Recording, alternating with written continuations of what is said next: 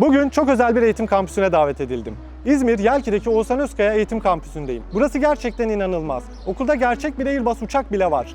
Robotik kodlama, fidan ekimi, at biniciliği, yemek atölyeleri hepsi bir arada. Ve ben Craft Channel olarak bugüne kadar yaptığım bütün modelleri sergilemeye geldim. Hazırsanız başlayalım.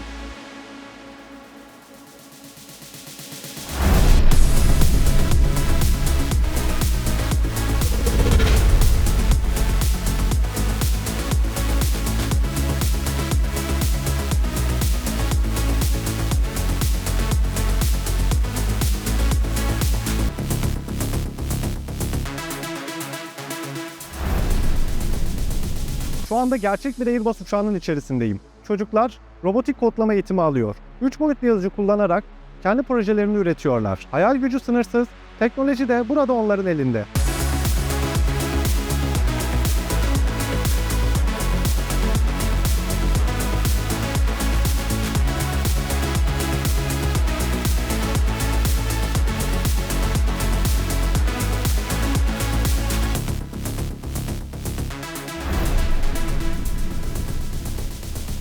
Kampüste sadece teknoloji yok, doğayla iç içe bir yaşam da var. İşte At Çiftliği'ndeyiz.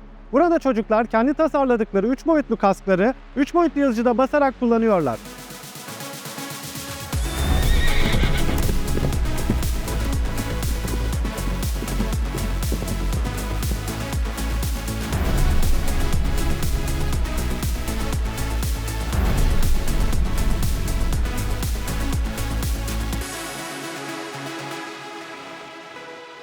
Sıradaki durağımız mutfak ama burada her şey biraz farklı. Çocuklar kendi kurabiye kalıplarını tasarlıyor ve 3 boyutlu yazıcıdan basıyorlar. Tamamen tasarımdan mutfağa. Hadi gelin bir inceleyelim.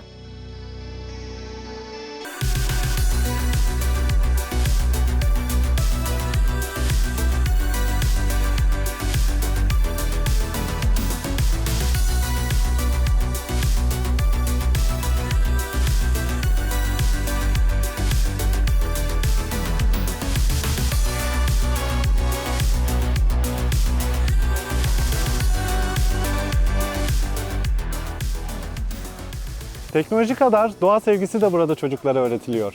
Çocuklar özel fidan bahçesinde kendi fidanlarını ekiyorlar. Bu fidanları ekerken kendi tasarladıkları kazma ve kürekleri 3 boyutlu yazıcıdan alıyorlar.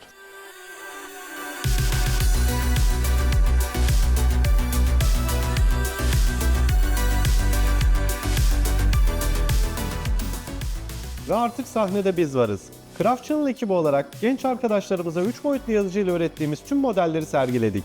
Uçaklardan arabalara, teknelerden dronlara kadar her birine büyük ilgi gösterdiler. Merak ettikleri her soruyu birlikte konuştuk, deneyimlerini dinledik. Ve en önemlisi teknolojiye ilgi duyan bir neslin gözlerindeki heyecana tanıklık ettik.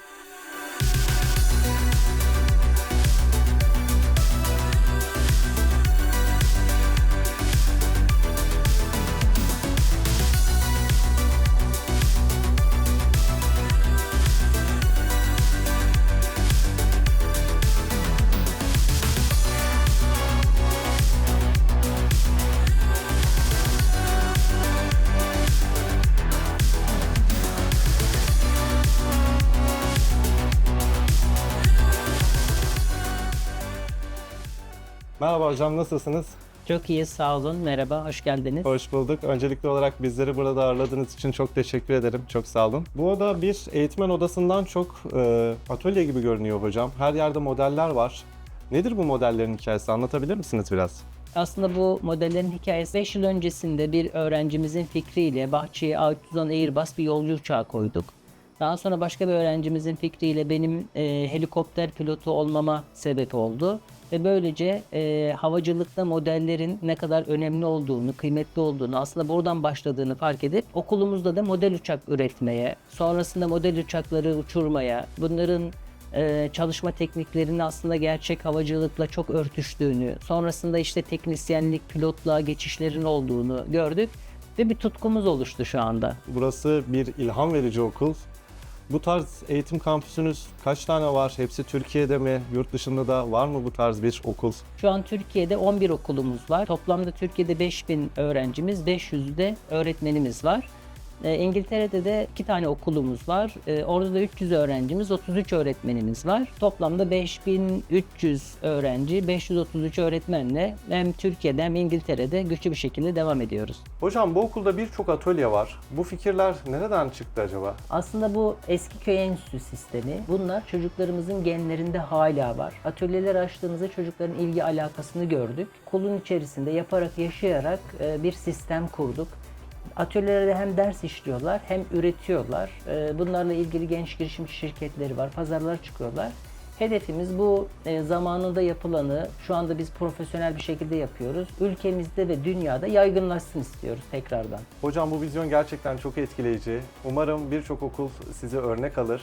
Bizlere zaman ayırdığınız ve ağırladığınız için çok teşekkür ediyorum. Çok sağ olun. Görüşmek Ben teşekkür ederim. Harikasınız. Kolay gelsin. Teşekkürler. Çok sağ olun hocam. Bu eşsiz eğitim kampüsüne davet edildiğimde gerçekten çok heyecanlandım. Ama buraya gelip gördüğümde yaşamak yetmez, göstermek de lazım dedim. Uçaklar, 3 boyutlu yazıcıyla basılan robotik projeler, at çiftliği, yemek atölyeleri hepsinin bir arada olduğu muhteşem bir eğitim kampüsü burası. Eğer siz de bir eğitim kurumunun yöneticisiyseniz, okulunuzda yapılanları gençlere göstermek istiyorsanız lütfen iletişim kanallarından bize ulaşın. Bu tarz eğitim modellerini daha çok insanlara ulaştırmak istiyorum.